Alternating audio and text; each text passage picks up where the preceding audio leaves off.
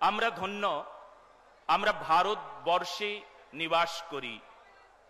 তবে এটা বলবার একটা বিষয় আজ এসেছে, ভারতবর্ষে আমরা পশ্চিমবঙ্গে আমরা নিবাস করি, আমরা বাংলার সনাতনী, আমরা কিন্তু ভালো নেই।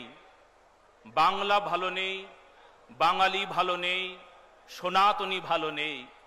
দেখুন, পাকিস্তানের মাটিতে ভারতবর্ষ নাই।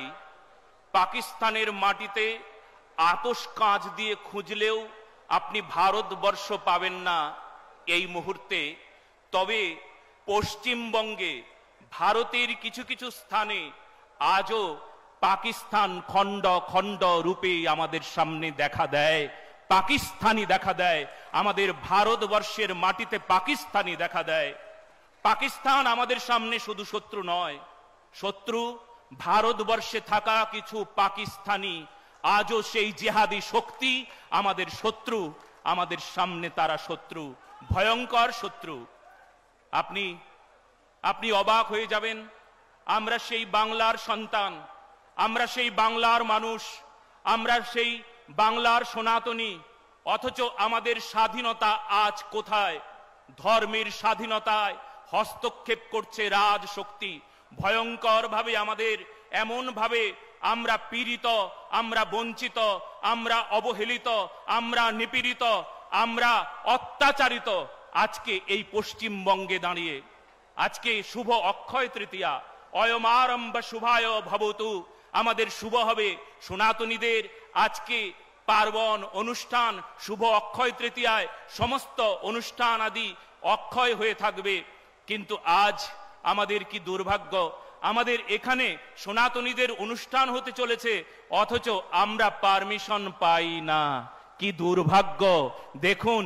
অথচ আমরা যদি জিজ্ঞেস করি কেন আমরা পারমিশন পাবো না, কারণ আজকে অক্ষয় তৃতীয়ায় আরেকটা অনুষ্ঠান হচ্ছে, সেই জন্য সনাতনীদের অনুষ্ঠানের পারমিশন নাই।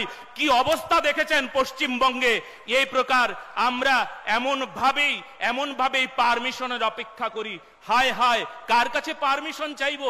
আমরা সনাতনী অনুষ্ঠান করব, আমরা আমাদের ধর্ম অনুষ্ঠান করব, স্বাধীনভাবে আমরা রাম বলবো, আমরা ভগবান কৃষ্ণের জয় গুণগান গাইব, আমরা সনাতনীর বার্তা ছড়িয়ে দেব, আমরা গীতা প্রচার করব, আমরা রামায়ণ প্রচার করব, আর সেখানে পারমিশন দেওয়া হবে না।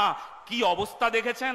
ভাবুন, আমরা কাল পর্যন্তও জানতে পারিনি এখানে আমরা পারমিশন পাবো, জানেন। তবে আজকে আমরা আমাদের সংখ্যায় কিছুটা অল্প হলেও আনন্দ এইটুকু যে আমাদের জয় হয়েছে, সনাতনীর জয় হয়েছে। অপর পক্ষে যেখানে আমরা হাঁ করে তাকিয়ে দেখি যে রাবণ, সাধু সেজে রাবণ আসে, আজও বাংলায় সাধু সাজার রাবণ আছে, আর তারাই আজও প্রতিষ্ঠা করে বহু মন্দির, বহু মঠ, বহু কিছু তারা প্রতিষ্ঠা করবে। শুধু কারণ একটাই, আপনারে স্থাপিয়াছো জগতের দেবতারে নহে। জগতের দেবতা সেই স্থানে যায়, সেই স্থানে থাকে, সবার নিচে, সবার পিছে, সব হারাদের মাঝে সনাতনীদের হৃদয়ে ভগবান বিরাজমান।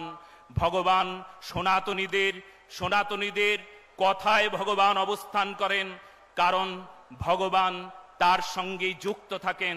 অহংকার তো পায় না নাগাল, যেথায় তুমি ফেরো, রিক্ত ভূষণ দিন দরিদ্র সাজে, সবার নিচে, সবার পিছে, সব হারাদের মাঝে। আজকে যদি ভগবান জগন্নাথ কোথায় নেই? সর্বত্র আছে, কিন্তু অহংকারে থাকবে না, এটা বড় সত্য কথা।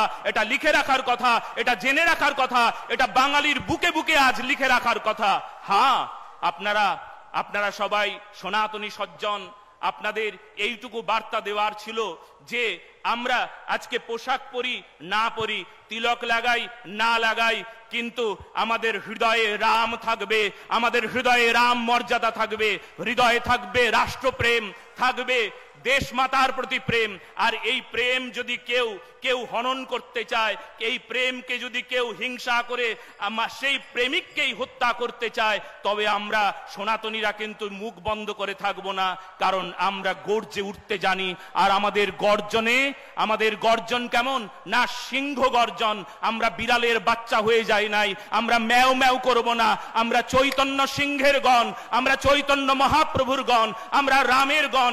আজ পরশুরাম জয়ন্তী, আমরা পরশুরামের সন্তান, আমরা সেই সন্তান যেখানে আমরা কথা বললে লক্ষ লক্ষ কোটি কোটি সনাতনী তারা এক হয়ে যায়, আজও সংঘবদ্ধ হয়ে যাবার মন্ত্র পায়। আমাদের গীতা, আমাদের রামায়ণ, আমাদের মহাভারত, আমাদের সনাতনী পরম্পরা সেই সুখ, সেই পরম সুখ, সেই পরম মন্ত্র আমাদের প্রদান করে, আমাদের পরিত্রাণ দেয়, আমাদের অধর্ম থেকে ধর্ম রক্ষায় যোদ্ধা বানিয়ে দেয়। হ্যাঁ, আমরা সবাই সনাতনী যোদ্ধা, আমাদের যোদ্ধা হতে হবে।